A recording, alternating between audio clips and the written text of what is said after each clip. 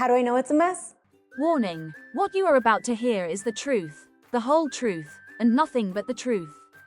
If you cannot handle the truth, bugger off. But if you can, welcome to our community. Let's begin. Today's topic is your relationship and why it's a mess. How do I know it's a mess? Well, because you're here. So, your relationship isn't working for 3 reasons. Number 1, your beliefs. Number 2, your lack of boundaries. And number 3, the missing key. How would I know? Well, I was married for 10 years, and while we're great friends now, we made a ton of mistakes that taught me very valuable lessons. We'll talk about your beliefs in a different video because that's a whole other thing, and if I added it to this video would be way too long. And you won't understand the importance of the missing key until you first understand the 4 boundaries that you absolutely must have in every healthy relationship, whether it's professional or personal. So let's see if we can try to fix your relationship, or if it's better to just let it go. Boundary number 1, mutual accountability. You're not there to fix your partner, and they're not there to fix you. Repeat this until you've cemented it into your brain. Yes, a good partner is there to support you, but supporting you and helping you isn't the same as doing it for you. I know a lot of people who suffer from broken bird syndrome. You pick up a stray and see the potential in them, so you work on them like a project. Look, I've been there and I get it, but it's a massive waste of time. The thing that you have to realize is why you're doing that. Most people start working on other people when they're trying to avoid their own issues.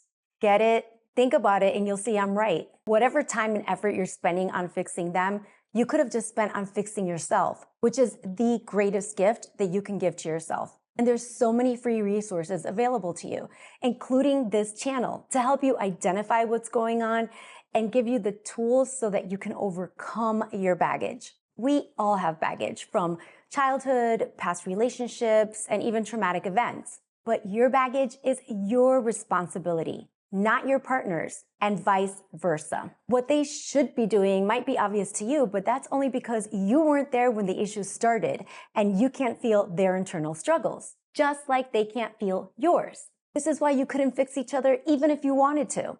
Neither one of you is responsible for what happened to the other. So it's not fair to put your partner through the ringer just because you haven't worked out your past issues. The absolute best time to do this is when you're single. You have the time and the space to focus on yourself. Fixing your internal issues when you're in a relationship is really hard because there's too much unresolved baggage between you and your partner. Neither one of you has resolved the past, and so that's cluttering up your present. How can you build a life like this?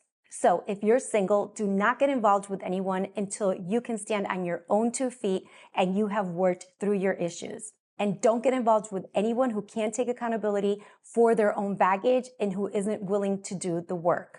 If you're already in a relationship and you notice that you guys have kind of gotten into this habit of blaming one another for each other's baggage, or the baggage keeps coming up, then have a sit down with your partner and let them know how you feel. Tell them that you think you guys need help. Either go to a couples therapist or work on it on your own. Either way, let them know that as much as you appreciate their support, you are ready, willing, and able to fix your own issues. And also let them know that they are accountable for their issues. And while you're there to help them, you won't do it for them. If you both are willing to do this, then hey, there's still hope. But if not, then you already have your answer. Boundary number 2, self-fulfillment. A relationship isn't there to complete you. That's your responsibility. Why? Well, think about it.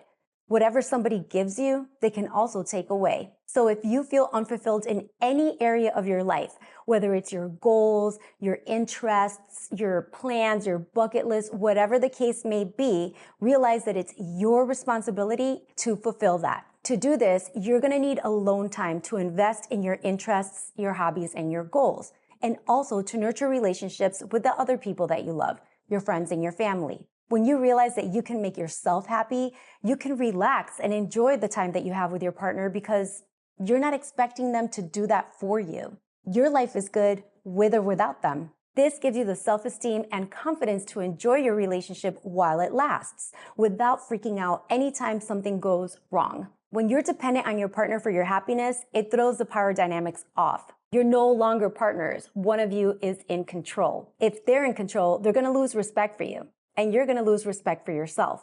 Dependency triggers resentment. This is just human nature. So if you're single, do not get involved with anyone who doesn't have goals, interests, or relationships outside of your relationship. These are deeply unhappy people, and they'll try to stop you from fulfilling your own goals. Trust me, their neediness will drown you. If you're already in a relationship, sit down and have an honest conversation with your partner. Let them know that you both need alone time to develop your interests and goals, and also to spend time with other people that you love. If they're on board, then great. But if not, you already have your answer. Boundary number 3, mutual respect.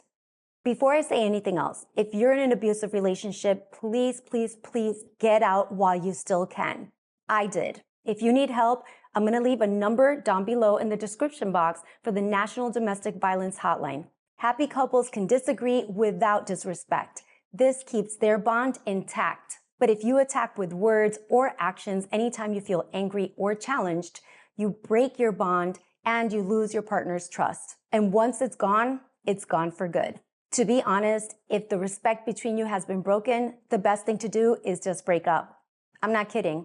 A lot of things can be fixed, but respect is rarely one of them. If you're not ready to break up without trying again, then set up a safe word. This is a boundary that allows either one of you to walk peacefully away from a discussion when you feel like you're getting too heated or you're going to say or do something that you're going to regret. But if you do table the discussion, make sure that you conclude it before the end of day. Don't ignore it or let it stew. This shows the utmost respect for your partner. If you guys can stick to this simple plan, then great. But if you can't, you already have your answer. Boundary number 4, authenticity. Happy couples are comfortable being themselves because they know that their partner loves and respects them just the way they are. This is way easier to do when you've handled the first 3 boundaries. Yes, the right partner can level you up, and yes, all relationships require some type of compromise. But compromise means making space in your life for the other person, for their habits, their ideas, their needs, their desires, and their opinions. It doesn't mean erasing yourself.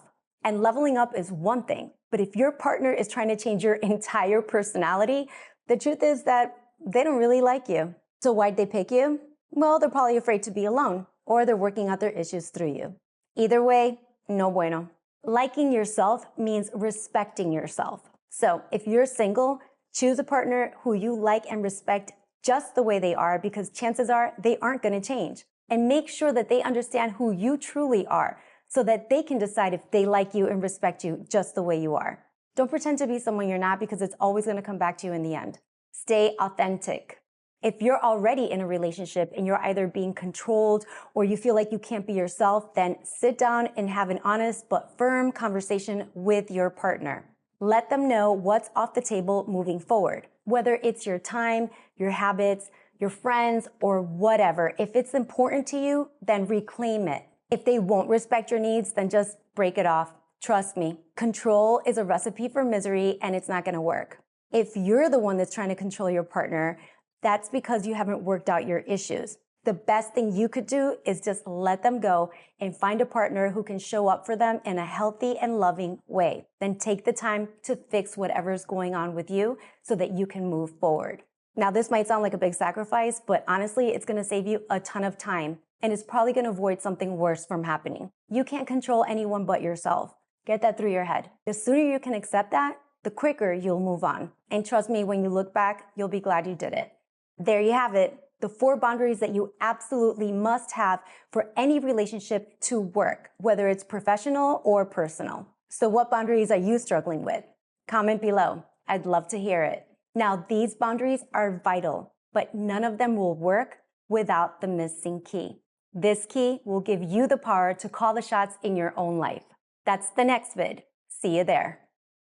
Ready to overcome your mental blocks?